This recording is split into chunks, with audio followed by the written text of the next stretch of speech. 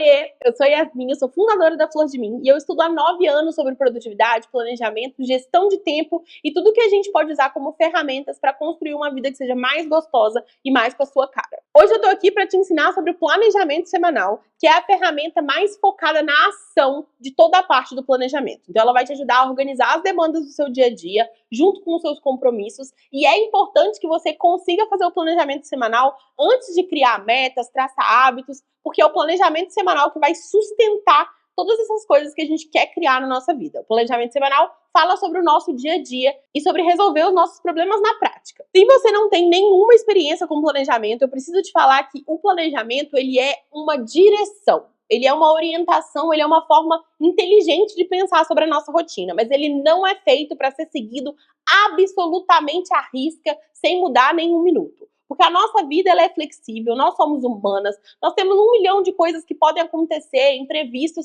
e frequentemente o planejamento vai precisar mudar.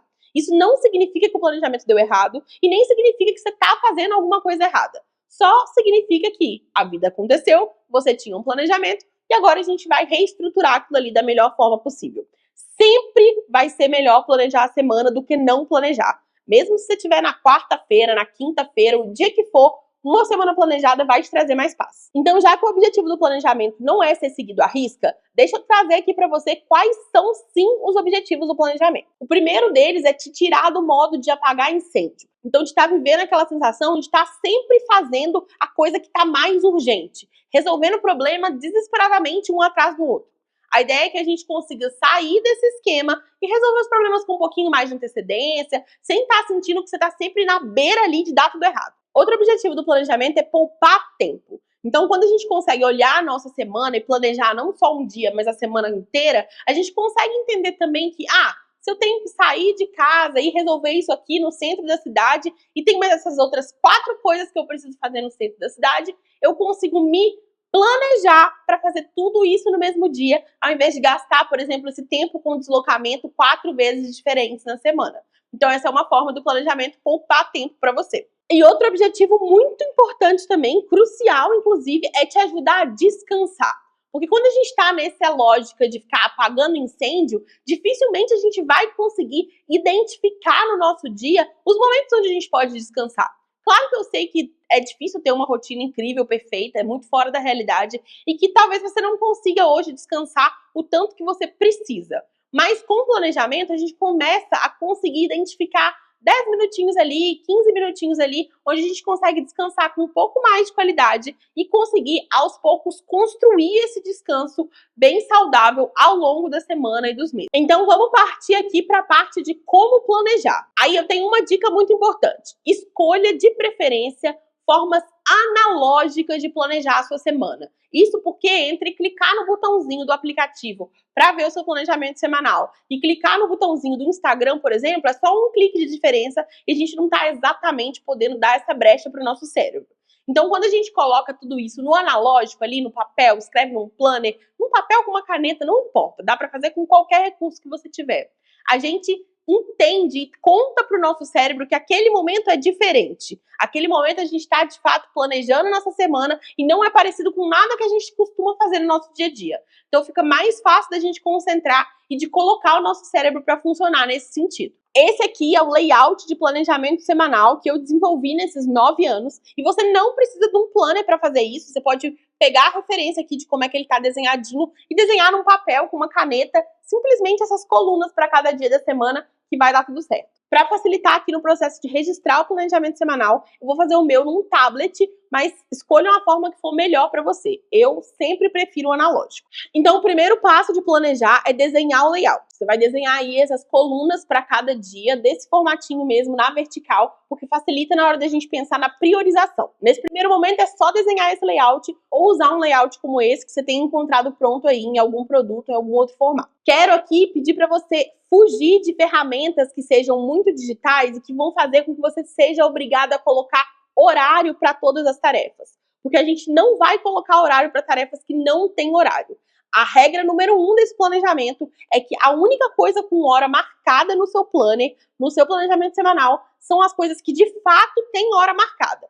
Então, eu tenho um médico 2 horas da tarde, isso vai estar lá escrito bonitinho com 2 horas da tarde. Se você tem que lavar a louça, você não vai colocar que você precisa lavar a louça 12h40, porque senão a gente cria mais uma condição para você se sentir feliz com a realização daquela tarefa. Esse planner que eu tô usando aqui é o planner digital da Flor de Mim, criado por mim, que dá para você usar em tablets por aí, que é uma solução prática para quem já carrega um tablet, um iPad ou algo desse tipo.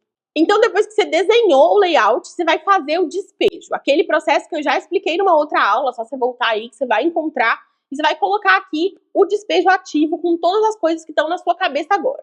Por enquanto, a gente não adicionou nada no layout ainda. A gente está só capturando as informações. Depois que seu despejo está pronto, você vai reservar ele ali de lado e voltar para o nosso layout.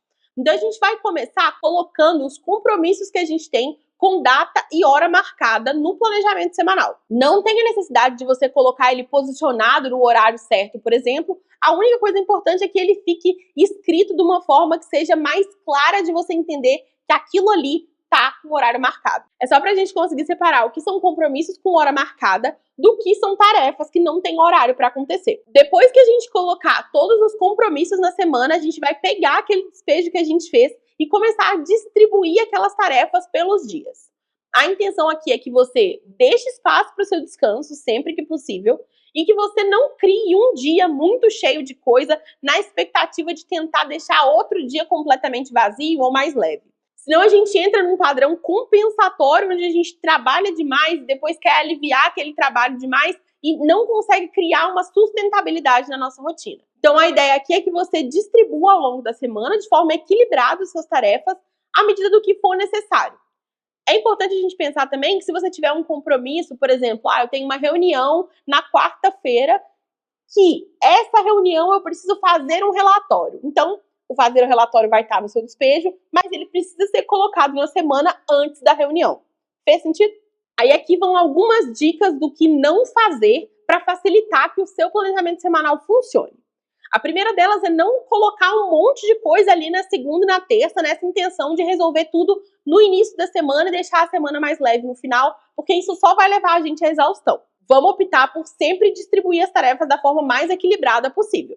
A segunda coisa que você não deve fazer é ignorar o descanso, porque o descanso ele é tão importante quanto tudo que a gente precisa fazer. Ele é, inclusive, o que mantém a nossa energia acontecendo. E descansar não é só dormir, é realmente ter um momento ali para você ficar com a cabeça mais leve, pensando em outras coisas. E é importante que a gente pense em como a gente quer descansar em cada dia para facilitar esse descanso e ser uma coisa que meio que já está planejada, você já está esperando. E por último, um erro muito comum é colocar coisas grandes demais. Então vamos fazer o seguinte, antes de você colocar o seu despejo no seu planejamento semanal, pensa se aquela tarefa que está ali consegue ser executada em menos de 2 horas. Se ela não conseguir, se ela for uma tarefa muito maior do que 2 horas, então a gente vai dividir essa tarefa em várias tarefas pequenininhas. Então, por exemplo, eu tenho a tarefa que eu quero fazer meu portfólio. Isso vai levar muito provavelmente muito mais que 2 horas. Então, como é que a gente vai separar isso? A gente vai pegar essa tarefa e dividir ela em selecionar as imagens, ajustar o texto, decidir o lugar onde eu vou colocar o meu portfólio, fazer o design do lugar onde eu vou colocar o meu portfólio e aí sim separar essas tarefas ao longo da semana no planejamento semanal. Esse tipo de filtro você pode fazer lá no despejo mesmo, antes de passar para o planejamento semanal, dar uma avaliada em todas as tarefas que você colocou ali e ver o que precisa ser mais detalhado para entrar no seu planejamento semanal. Isso é muito importante porque quando você tem no seu dia tarefas que vão levar mais de 2 horas, a gente fica meio frustrado quando a gente fez muita coisa sobre aquela tarefa, mas não conseguiu concluir de fato. Então, quando a gente divide em várias partes pequenas, é mais fácil da gente ver o progresso acontecendo e se sentir mais orgulhoso do que a gente fez. Qualquer dúvida que você tiver sobre o conteúdo, você pode me procurar lá no Instagram, @flordemim, e me mandar suas dúvidas pela DM, que eu tô lá para te ajudar.